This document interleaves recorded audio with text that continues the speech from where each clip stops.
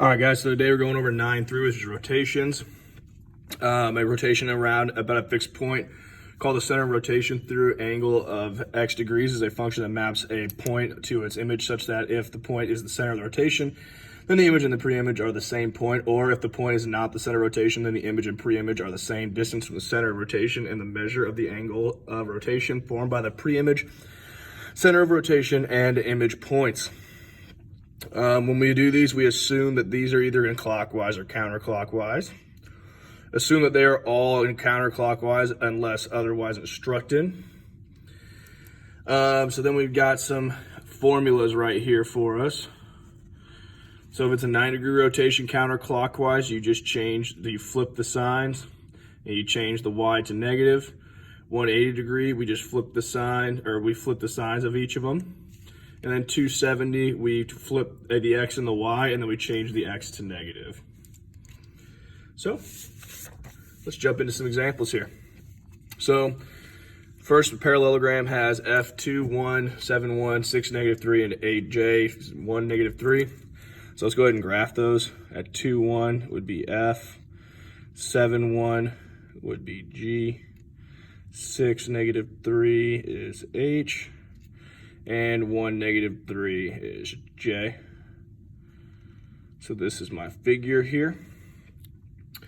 So my new points, f apostrophe, g apostrophe, h apostrophe, and j apostrophe.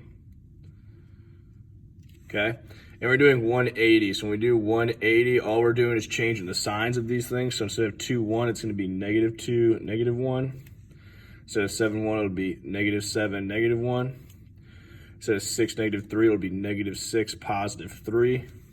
And j will be negative 1, 3. So we go ahead and plot those points at negative 2, negative 1 is f apostrophe. Negative 7, negative 1 is g apostrophe. Negative 6, 3 is h apostrophe. And j is negative 1, 3, so j apostrophe. So this is our new figure. Number 2, parallelogram WXYZ is rotated 180 degrees counterclockwise to the origin. Which of these graphs represents the resulting image? So if we look at, I looked at W is negative 6, 3. If we rotate it 180 degrees, the new W would be 6, negative 3. So I look here, W is 3, 6, that can't be it. W is negative 3, 6, that ain't it. W is 6, negative 3, so that's yes. And this is negative 3, 1, so that's not it. So the only one that works is that guy right there. All right, this one, to figure this one out, this is a circle, right? A flower's in a circle. There are 360 degrees in a circle. So I just counted the petals, 1, 2, 3, 4, 5, 6. So I divided 360 by 6 with 60 degrees per petal. And we do 2 petal turns, 1, 2. So 2 times 60 would equal 120 degrees. All right, last ones. If we did a 9-degree rotation, so a 9-degree rotation from right here would be right here like this, just a 90-degree turn. So that equation, that line is y equals, the slope is rise over run is 1 over 1, so it's just x. And then our y-intercept is minus 2 still, so it goes through negative 2. And since it's a 90-degree turn, they would be perpendicular because there's a 90-degree turn.